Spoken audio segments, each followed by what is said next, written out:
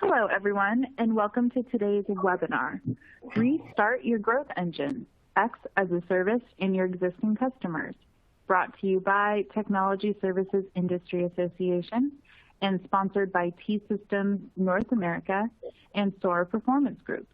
My name's Vanessa Lucero, and I'll be your moderator for today. Before we get started, I'd like to go over a few housekeeping items. Today's webinar will be recorded. A link to the recording of today's presentation will be sent to you within 24 hours via email. Audio will be delivered via streaming. All attendees will be in a listen-only mode. Your webinar controls, including volume, are found in the toolbar at the bottom of the webinar player. We encourage your comments and questions. If you think of a question for the presenters at any point, please submit through the Ask a Question box on the top left corner of the webinar player. We will open it for a verbal Q&A portion at the end of today's session. Lastly, feel free to enlarge the slides to full screen at any time by selecting one of the full screen button options, which are located on the top right corner of the slide player. I would now like to introduce our presenters today. Steve Frost, Vice President and Managing Director of Revenue Research and Advisory for TSIA. Dale Altman, Managing Director of North America for T-Systems North America, and John Thaxton, Senior Vice President of SOAR Performance Group. As with all of our TSIA webinars, we do have a lot of exciting content to cover in the next 45 minutes, so let's jump right in and get started. Steve, over to you. Hey, thank you, Vanessa, and thank you to everyone who's joining us today, but especially a huge thank you to Dale and John for joining us today. For those of you who follow TSIA, you know that we've talked about this movement to subscription, this movement to cloud, and this industry trend towards technology as a service. And by the way, that's what X as a service is, as you see that acronym. So X being any sort of technology that's offered in a subscription model. And what we found with Dale and John and the story that they're able to tell are companies that have, one, in T-Systems, who's really started to make this transition in some ways in an industry that you wouldn't necessarily think is cloud friendly. This is not a born in the cloud software company, but are aggressively and effectively making the movement over to subscription-based models. And then with SOAR Performance and John, a lot of times we get asked how. How do people make this transition with my sales force, with my marketing organization? What do we have to do to make this transformation? What do we have to do to make it stick? And so we are honored and delighted to be joined today by a real success story in Dale and John, people who've actually started to make this whole thing work. And so that's what we're going to talk about for the next half hour or 45 minutes. We'll talk about the broader industry trend we see towards the subscription and as-a-service offerings. We'll take just a second. I know there's some people who maybe came in because they know T-Systems or they know SOAR Performance about what is this layer thing that I hear about? Is it a wedding cake? Is it a geologic formation? What is this? So we'll talk about that and what it means to make this transition. We call it swallowing the fish.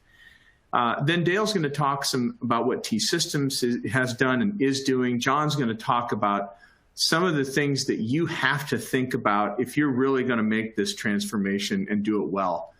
And then I'll talk a little bit to wrap it up about why this COVID-19, while it's a horrible crisis that's ripping through our economy, there may be some ways to make lemonade out of lemons with this, because it provides a rare opportunity to do some things you wouldn't do otherwise. And then we'll wrap it up with a couple of questions at the end. So that's what we'll spend our time on. Hopefully we'll make it a good use of your time. For those of you who don't know TSIA, we've been helping our member companies optimize their service and as-a-service businesses for well over a decade now. We're a for-profit research firm, and so we do benchmarking on all sorts of different aspects of the technology business, including traditional service delivery, subscription effectiveness, et cetera. One of the things we do, though, is we track how our member companies and some of the biggest companies in the industry are doing on their service revenue generation, versus their product and license revenue generation. And so we started this Technology and Services 50 Index clear back in 2008. And what you've seen over the last 12 years is that the product and license revenue, the orange line on this chart, has shrunk considerably as a percentage of overall revenue, whereas the blue line represents services. And it's clear when you look at this that services are what are really providing the growth engine for the technology industry that's growing at a rate of 3 to 4% overall. And now when we say services, again, let's be clear, we're not necessarily talking about traditional product attached services like professional support or even premium support.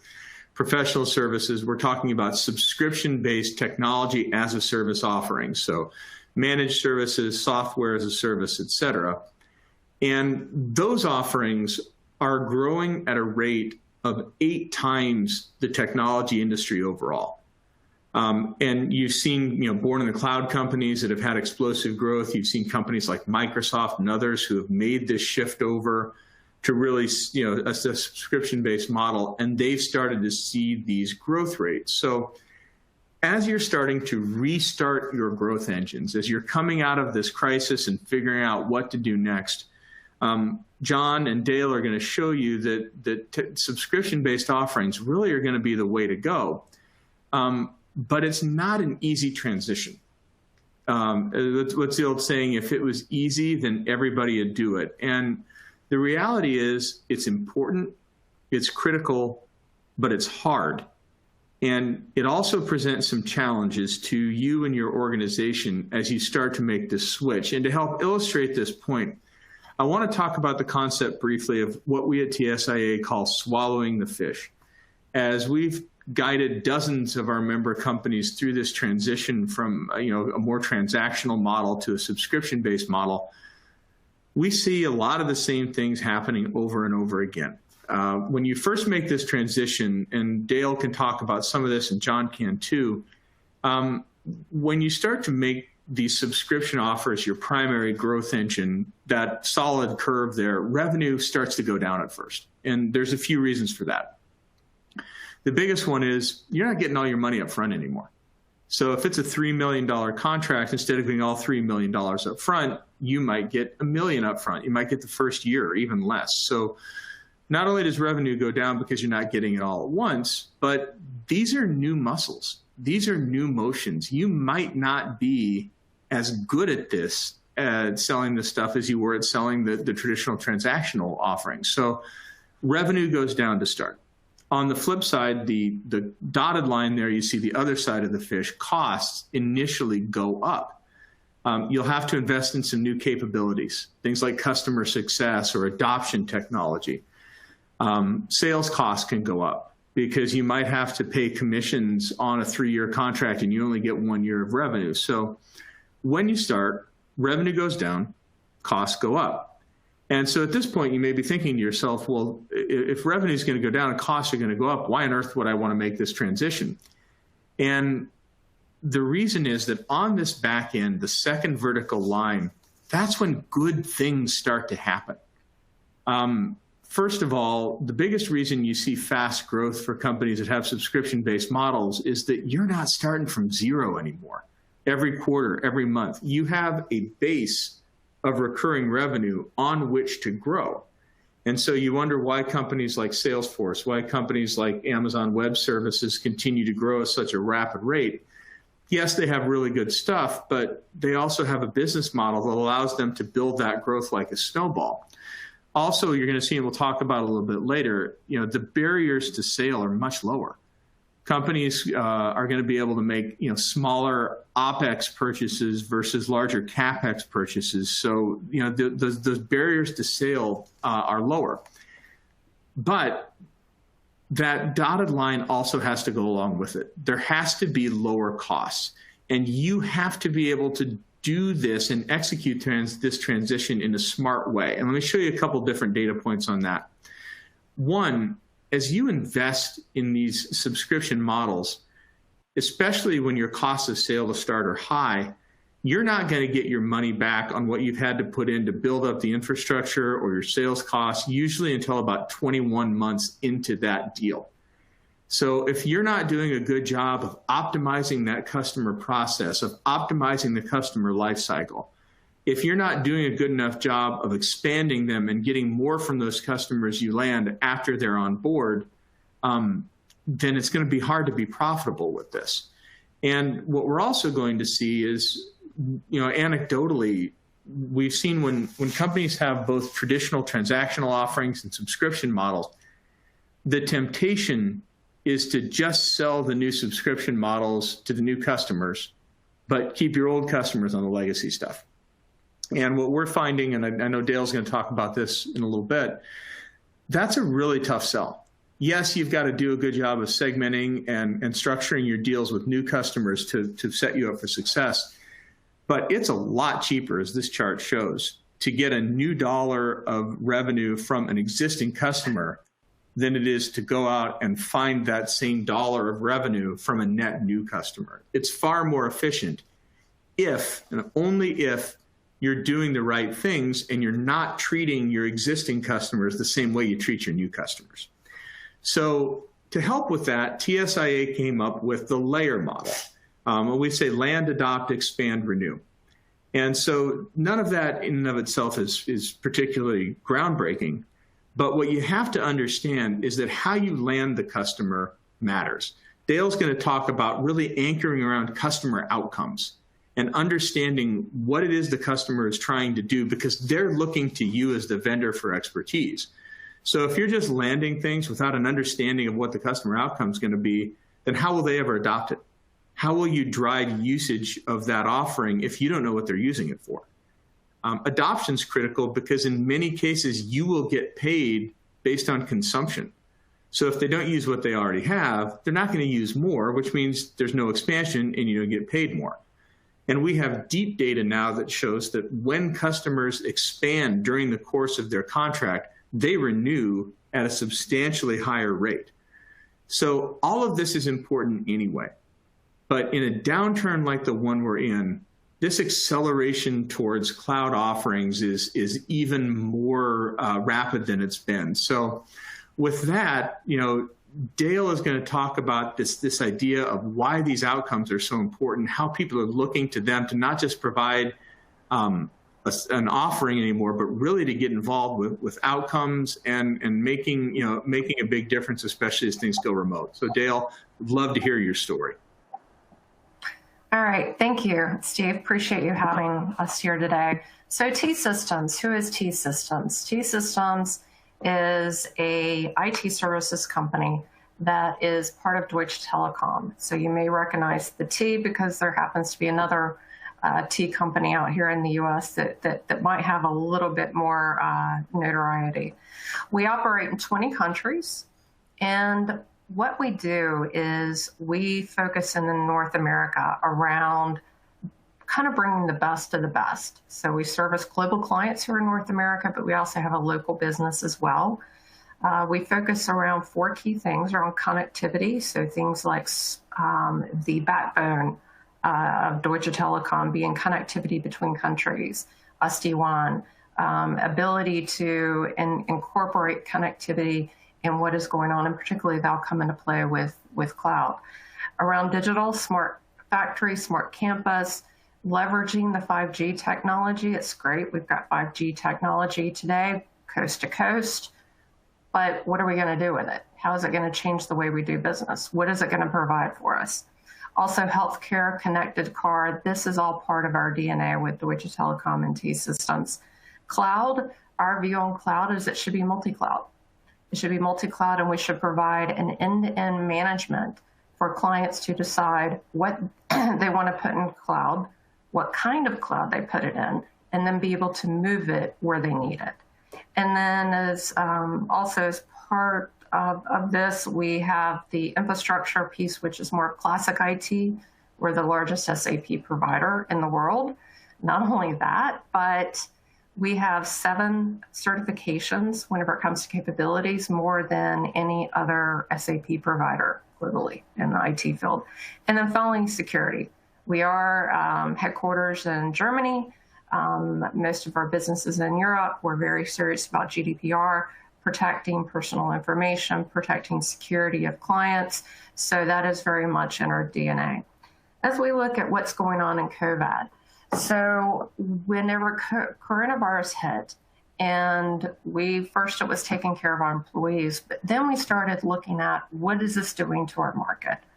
And what we saw within a very short period of time, based upon client struggles, is that there was going to be more of an acceleration of cloud. But it had to be done smartly, acceleration of cloud. Those that have deployed cloud have gotten very savvy and do not want to get locked in to a particular provider. All the industries had taken a hit, so the ways of working were different, trying to keep operations up are different. So that fed into remote working capabilities, needed to be ramped up very quickly.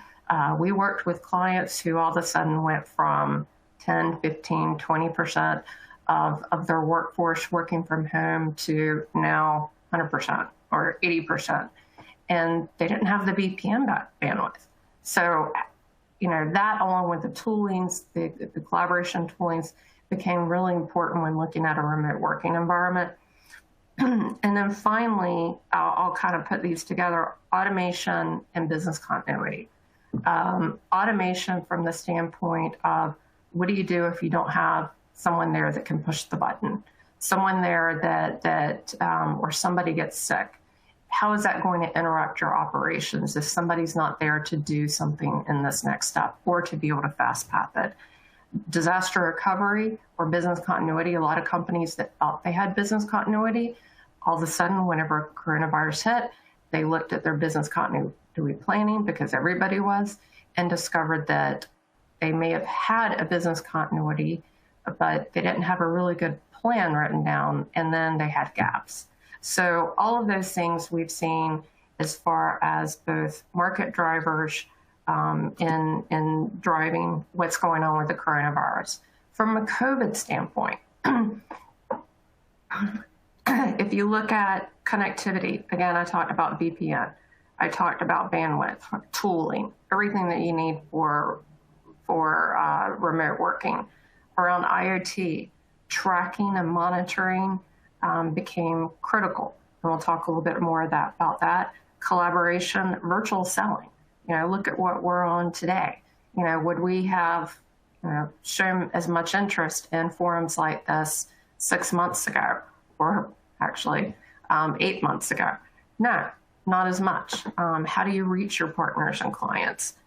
So understanding what that's going to drive, and that's something that we've been utilizing SOAR Performance and John Paxton to help us out with, is to invest in the skills of our sellers and readdress how we are going to sell moving forward.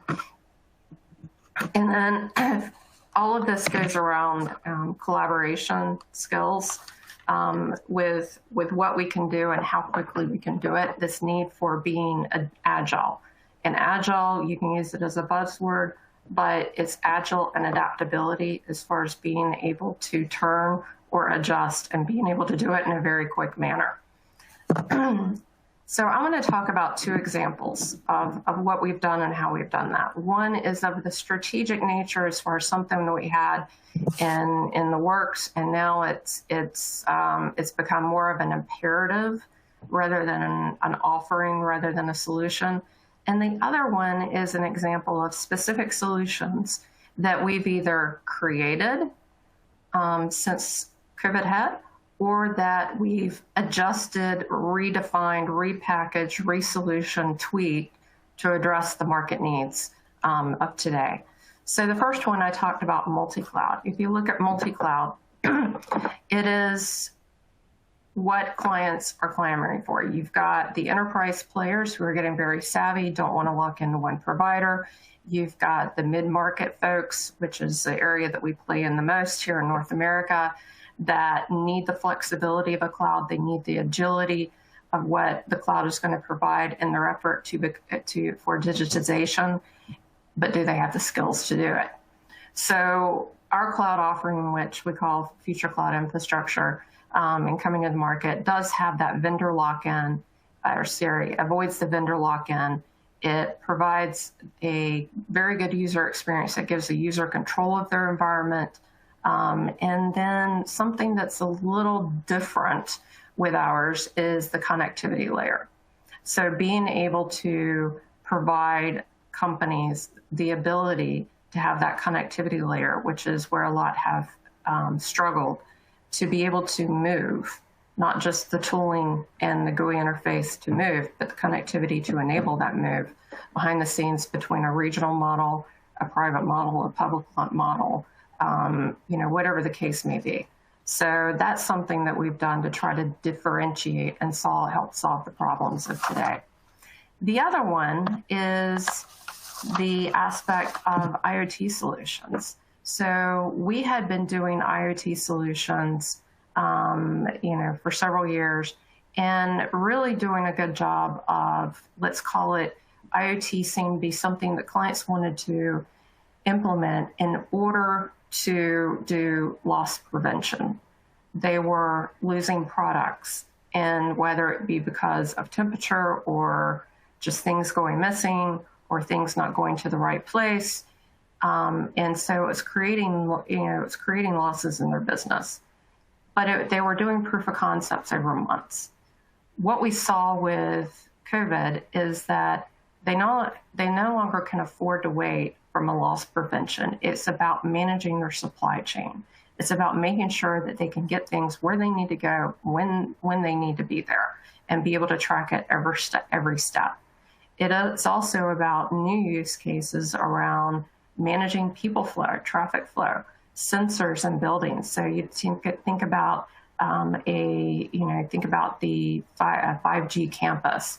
We're going to monitor buildings. Well, now you need to monitor it. You need to see how the traffic flows of people in and out of those businesses and where they are, so that you can implement appropriate safety measures. But also, if you're in, if you're in a work from home, if nobody's in there, you also want to make sure that the HVAC isn't running full steam, that things are that you're not spending money you don't have to spend. And then the other thing, and this one is probably one that I'm proud of, I'm very proud of as my company, and that is T-Systems and SAP joined together with the German government, and in 50 days developed, implemented, and rolled out a corona warning contact tracing app. This app has been downloaded now more than 16 million times. It has we've got a 10 to 15% adoption rate in the country of Germany, which means that it is at that effectiveness layer where you can determine if you can help with exposure and contact tracing. And the other part of it is it was the European Commission and the GDPR folks worked with us on the project as well to make sure that this was going to be a secure tool, that we weren't going to have any issues with people's privacy being violated. In fact, we operate off of Bluetooth and only track proximity rather than GPS, so that you can, in fact, you don't have to worry about whether or not you've got information out there on a cloud somewhere. So those are some things that we're pretty proud of that we've been able to do and bring to the market in a very quick, short time to respond to what's going on in our environment. But as I said before, we've had to change how we sell, both with tools, the way we collaborate, and part of with working with John that we've been doing is investing in our sales force and helping them as far as what the different skill sets that we need to be able to install an environment of today and what we're going to see and what the new normal is. And then John is going to talk a little bit more about that. So John? Awesome. Thanks, Dale. And, as Dale mentioned, when we first connected with T-Systems, one of the things that I was super impressed with is just the loyal following of clients that you all have and how loyal your clients are to you over a long period. And, a lot of the work that we did together, as mentioned, was really as you brought new offers into your team and as you're looking at how do we grow our business and really build a growth culture, creating a common platform in terms of skill sets and tool sets. And one of the things that I thought was particularly interesting, Dale, about the work you all did is you didn't just invest in the skill sets of the sales team, but really looked at investing in the skill sets of both your sales team as well as your service delivery managers who are super tight with your customers to come up with a common platform and common way of, one, doing a great job with the customers you have, but also finding ways to team those folks together and have a common way of thinking about what are new and different ways that we can bring value to an account. And one of the things that we're seeing across all of our customers is that there is a huge need now more than ever to really have that tight collaboration and kind of a common way of understanding the customer's business and how we work with a customer and how we add value for a customer. Because if you look at any industry, and Dale, you mentioned this, if you look at any industry today, the ways that they're working are changing and their processes are changing.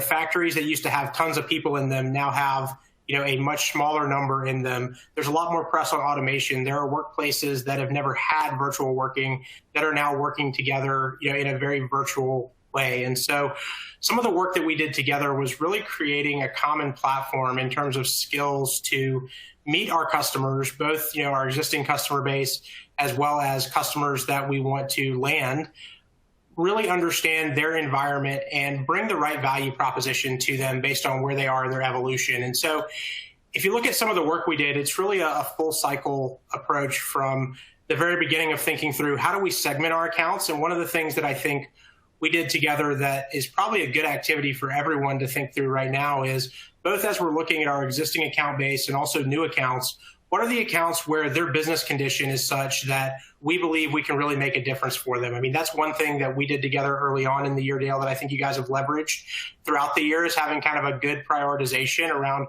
what are the verticals and what are the accounts where we should be focusing our growth efforts on, both in terms of existing customers as well as net new. And that's something that I think everyone, as we're coming out of this coronavirus era, I think that's something that everyone certainly is worth taking a look at is, do we have the right prioritization in terms of accounts based on where we're really going to be able to make progress and how their business is changing?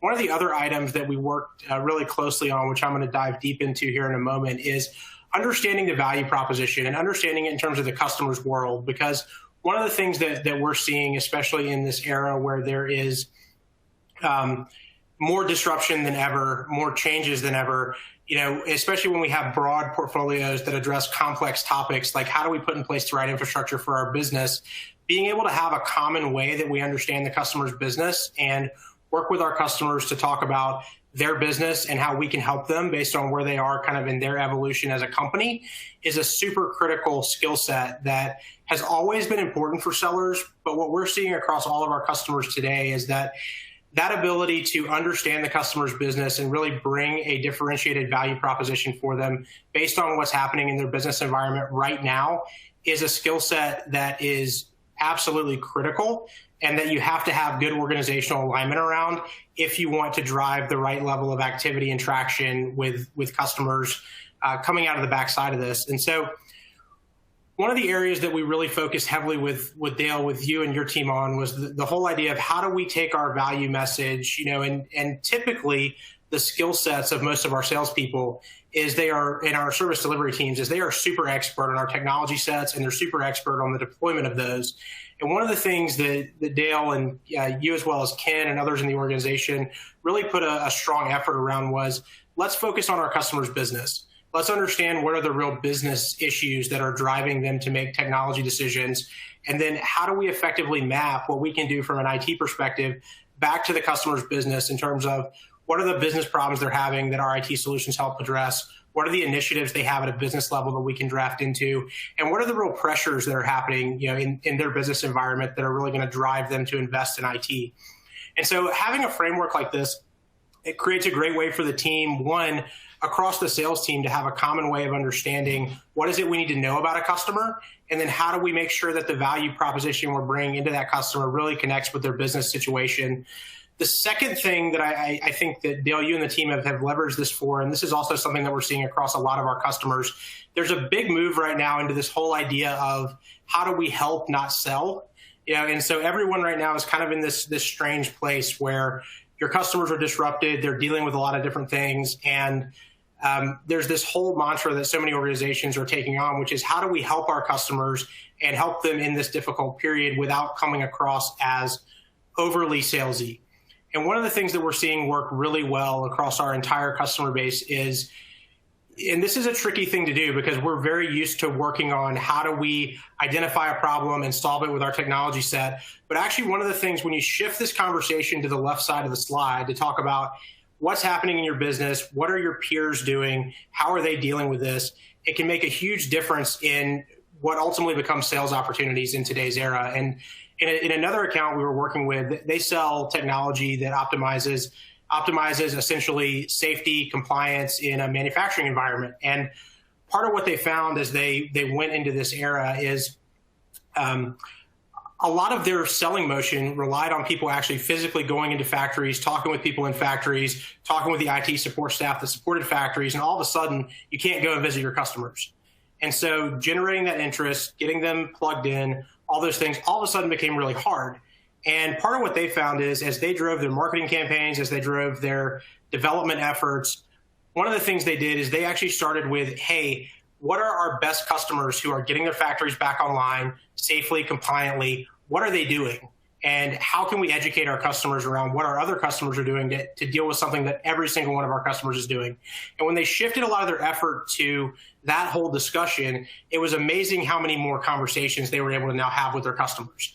And these are conversations that didn't have anything to do with their specific technology set or even, things that they were going to sell them that specific day. But as their customers started to look at what do we need to do to open and be safe, all of a sudden that starts this conversation rolling where now the technology can come in and play a part in how we do that. And so I think one of the things, Dale, that you all did a great job with was starting some common approaches for the team around how do we start with customers' business and then connect that to our specific capabilities. And that's something that we're seeing across our customers.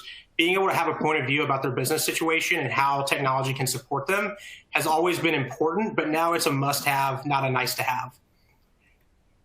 And one of the other pieces that we work closely with the team on, and this is a great checklist for anyone who's on the call as you think about our, how we're messaging to clients and how we're developing a value proposition that really matches our customers and where they are in their business. One of the other things that we worked, Dale, with you and the team on, and we're also working with a lot of other clients on right now, is making sure that our value messaging is really connected to the customer's business and easy for them to get. And so a great checklist for anyone here, a great resource just in terms of when we think about how we bring our products to market, when we think about how we start that conversation with our customers, is our value messaging connected? So is it, is our customer going to want to remember it because it's connected to their business and their situation? Is it concise? Can they?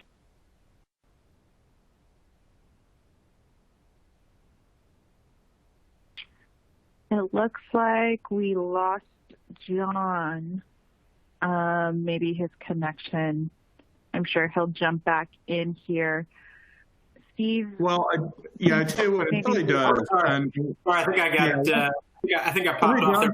If we can. Go ahead, take it back. If you so is it concise? Is it clear? Can they get it? Is it confident? How much do you believe it? And is it compelling? Will they take action? So for all of us, as we're thinking about how do we have the right conversations with our customers coming out of this time period, this is a great checklist for all of us to think through. Are the conversations we're having really going to be meaningful for our customers based in our prospects based on where they are in their business evolution? So with that, Steve, I'm going to hand it back to you and we can do some Q&A and wrap up. Yeah, before we take the last part here, I'll ask you one quick question. Regarding this slide, so what was it when you're trying to get people to take a new messaging out and really sell things, as you said, differently than they've done so before? Was it tools? Was it training? Was it a combination of all of those? What really helps this messaging land with your clients? Yeah, so a couple things. One is on the front end, it's really about getting the right SMEs in the organization connected. And so one of the things before we even started to train Dale and her team was we had some deep interaction with some of their SMEs as well as some of their frontline sellers who were really successful in bringing some of these ideas forward. And so getting their fingerprints on it at the front and then arming them with those tools as well as the training. In Dale's case, we were able to actually deploy the training in a face-to-face environment at their kickoff. We're doing a ton of virtual instructor led now across all of our clients. And so it's really about, the right tools, consistent frameworks, and then giving people the chance to practice, giving people the chance to practice in a safe environment, and then really embedding it in the business in terms of, and that's one of the things that I think Dale and Ken have done a really good job of, is embedding it in the business and kind of reinforcing some of the key principles that are learned so that folks don't just go to training, but it really becomes part of how we work with customers. Yeah, I think that's a great point. One of the things Dale's done is they've not only shifted the messaging, they shifted, a lot of the underlying comp, they've shifted some of the goals. So if you don't do those sort of things, then it can be just lip service. But I think what you've seen here from both T-Systems with SOAR's help is there's been a real commitment and there's been a real alignment. And if you don't have those two things, a genuine commitment that this is what you want to do, and an alignment of not just messaging, but also goals and really understanding, rallying around customer outcomes, this sort of thing is hard to pull off. As like we said, if it was easy, everyone would do it, but it's not. And so it's really fun to have you two here to talk about what a successful transition looks like. And we'll come back to John and Dale in just a second with some more questions. But I do want to encourage, folks to think about this if you're on with us today, or those who maybe look at this on demand later. If you're ever going to make this transition to selling more cloud-based offerings like T-Systems or subscription-based offerings, we at TSIA would encourage you that now is the time to really take a hard look at this. I want to give you a couple data points to back that up. So this is our chart we did, and we're going to be running this survey again here in about another week, but this is from a snapshot of about a month ago. The chart on the left, or the column on the left, represents companies that get the majority of their revenue from a recurring model, so a subscription model. And in this particular chart, blue is good, gray is flat, orange in various shades are not so good. And what you can see is companies that drive most of their revenue from recurring sources are pretty much doing okay. I've got more than half of them that are either flat or up, some even up double digits. And even those in the light orange, they're only down single digits. So 3/4 of the companies who really are driving their revenue from recurring revenue sources year over year, forecast over forecast, they're doing okay. Compare that to the column on the right. These are companies that drive the majority of their revenue from traditional transactional product and license revenue.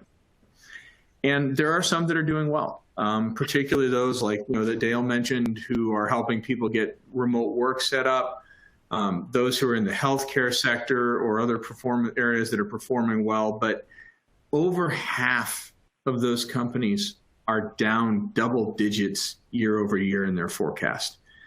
So there is really no question that recurring revenue streams are more solid in a downturn.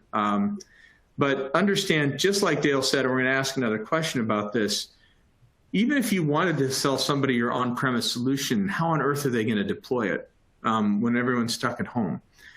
Virtual work is extremely aligned with this idea of cloud solutions, which almost always are purchased on a subscription basis. So even if you don't want to go there yet, the market realities may very well dictate to you that you've got to really push the cloud solutions, because that may be all you can sell, especially when you tap onto the third point there, which is big capital expenditure purchases are harder to come by right now. Dale and I were talking about that earlier.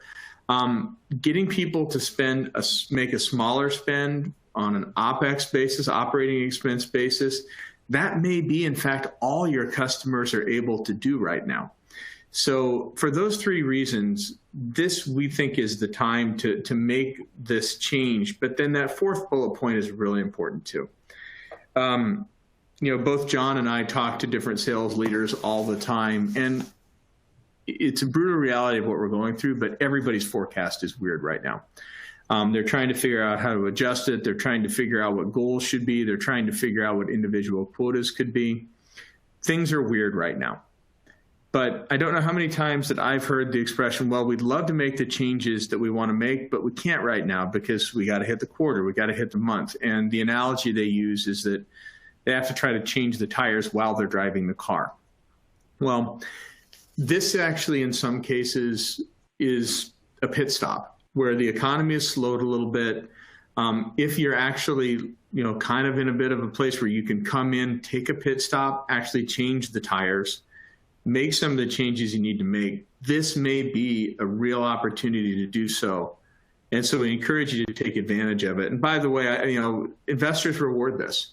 If you look at companies like Microsoft, Adobe that we work with, Autodesk, their stock prices have held up a lot better than those who are still doing traditional transactional revenue product and license. So for all those reasons, if you're going to do some of the things that Dale and John talked about, now may be as good a time as any to do it. In fact, it may be the best time you'll see in a while. So getting started, before we do some questions, one, you do need to understand the fundamentals of the subscription business and how layer and understanding how all those different parts work together, landing the right customers, the partnership between sales and delivery. You got to understand how to optimize that whole customer life cycle. Two, getting aligned. And that's getting aligned internally, as you heard John and Dale talk about, as to how aggressive you want to be, but making sure you're getting aligned on the messaging. What are you going to talk about to the customer? Can you really understand the business outcomes that they're trying to achieve? And then finally, what we saw in the end is making sure that your team has the tools and support they need to be successful. You can't just say, go out and sell the new stuff. And even compensation doesn't solve that problem. You saw it today. You've got to give people the tools, the support, and you've got to be genuinely bought into making this happen, because it doesn't just happen on its own. We've seen people try to spin things up and they're agnostic about it, and it just doesn't work. So with that, I'd like to move into some Q&A. One of the questions we got, Dale, and I think you're uniquely positioned to talk about this. We had a fair number of people from Europe. We had a fair number of people here from North America. Is there anything in particular that you think is unique to the U.S. or North American market that people would want to hear as they're trying to sell these solutions? What's worked for you? So in the U.S., we are very fortunate that we've got a lot of companies that are looking for technology solutions. I would say that if you look at T-Systems, I'm going to take this in a direction of how we're approaching the U.S., is that we're number one in Germany. We're in the top 3 in some of the other European countries. We're in the top 10 in most of our countries. In the U.S., we're not in the top 10, but we're not trying to be in the top 10. We're not going to, it just doesn't make sense for us. What we want to do is focus in on some key industries that we're really good at, focus in on the mid-market, and really develop relationships. And I'll say that COVID has really helped with us with developing relationships and seeing what those relationships mean in a true sense of a crisis, and how we can bring things from our network, even from our individual networks to the table to help clients. Finding PPE resources, other things, bringing together our resources to help them with VPN, giving them tips on how to manage their bandwidth so they can maximize the bandwidth through their VPN and not have to spend more money. So we've really taken the approach of personalizing our touch with our clients, developing relationships, and I would say it's almost like the neighbor effect. We want to be good neighbors. We want to be neighbors with our clients and have that type of relationship with them. It's not that we're necessarily part of the same family, but at least we can count on each other to lean on each other. Yeah, and that's a great point, Dale, because it's not, when you think about the sales relationship, this isn't about going out and golf necessarily or hanging out after work. This is a relationship based on understanding and what the customer is trying to achieve, as opposed to maybe the traditional, when you think of the people buy from who they know. You're really trying to come alongside of them and help, aren't you? Yes, exactly. So some of that activity is revenue generating because they know that they can count on us. Some of it isn't. Yeah, that makes sense. Got a question that just came in the Q&A, and I thought it'd be a good one for you, John. So one of the questions we just got was, are vendors retooling the skills of their own team members that they already have, or are they going out and hiring new team members with the skills they need? And I'm anxious to hear how you'd say that. I know I have an opinion on it too, but let's hear yours because you're dealing with this every day. For sure. So I would say I think the question is, buy or build in terms of skill sets. A couple things, and I think the big determinant on this one is at what scale are you trying to drive, differentiated offerings? If you're betting really your whole kind of business around the subscription offerings, new and different offerings, what we've seen.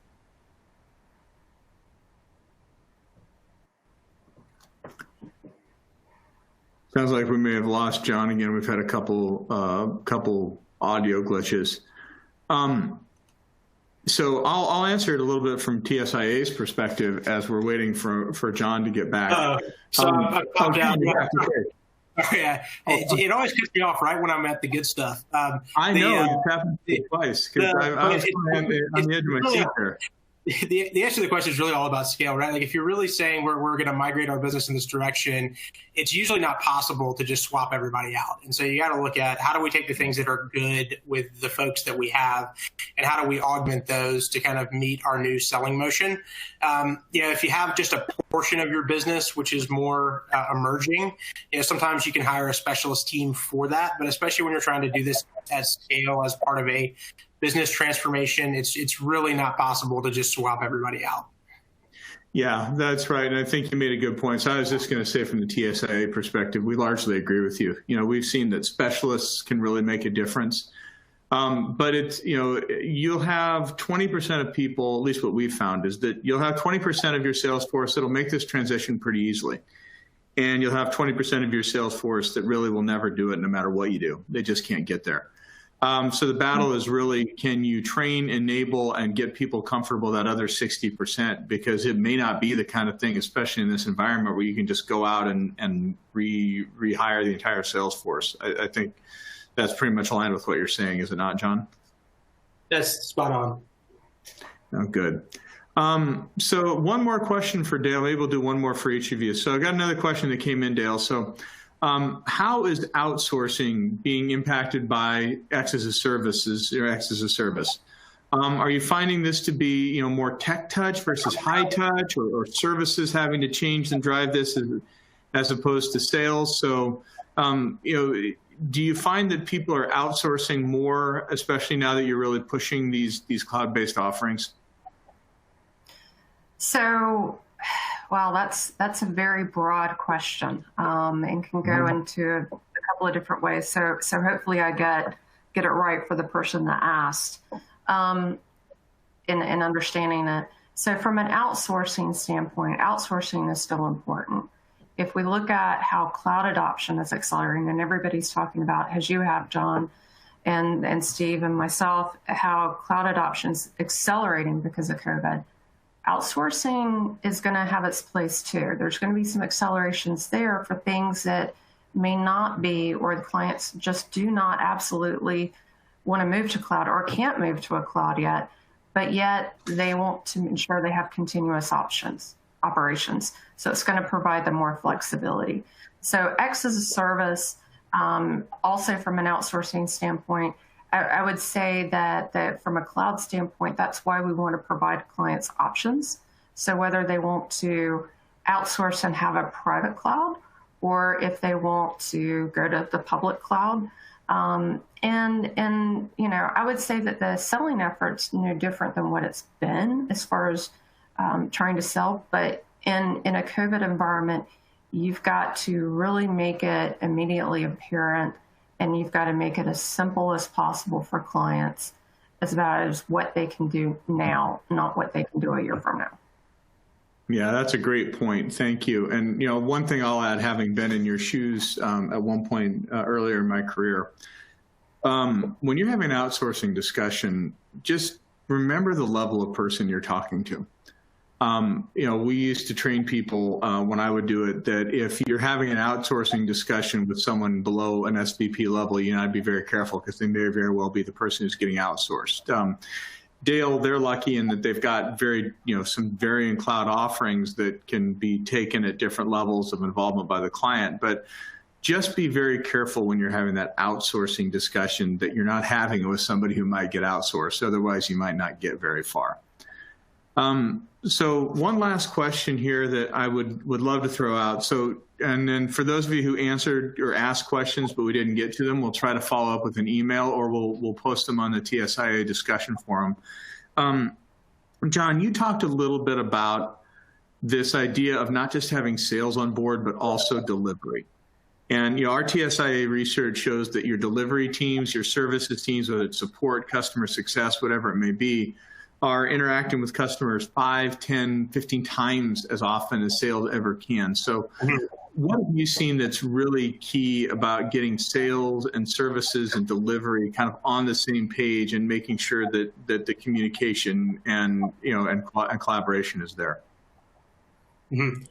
Well, a couple baseline things, and one has to do with just roles, responsibilities, and handoffs. But one of the things we see across so many clients is there's not a great definition of what does customer success need to do, up to a certain point in an expansion selling effort, and what does sales need to do in an expansion selling effort. And so one of the just baseline things that we see that is it's not necessarily well documented in many organizations and certainly not well adhered to, is just having a good governance process around what are the roles, responsibilities, and handoffs across the account. That sounds like such a fundamental thing, but it's so poorly done in many, many organizations. But just getting the leadership of both the sales team and the delivery team aligned around what is the role of each in supporting the customer in their life cycle, and what are the things that folks need to be good at. The other thing from a skill set perspective on the delivery side is that, one thing that we've seen definitely doesn't work is you don't want to turn your delivery people, your customer success folks into salespeople, because all of a sudden all that trust they built with the customer, all the credibility they built, it can burn that pretty fast when all of a sudden they're just like, hey, you're basically a salesperson that's just called customer success. You're not actually dedicated to my success. But there are some things, for that group that can make a big difference. Things like understanding how, most delivery teams and customer success teams are really good at what I'll call obstacle removal, meaning they're great at helping the customers get whatever they need to get done to get things deployed within the current, set of deployment.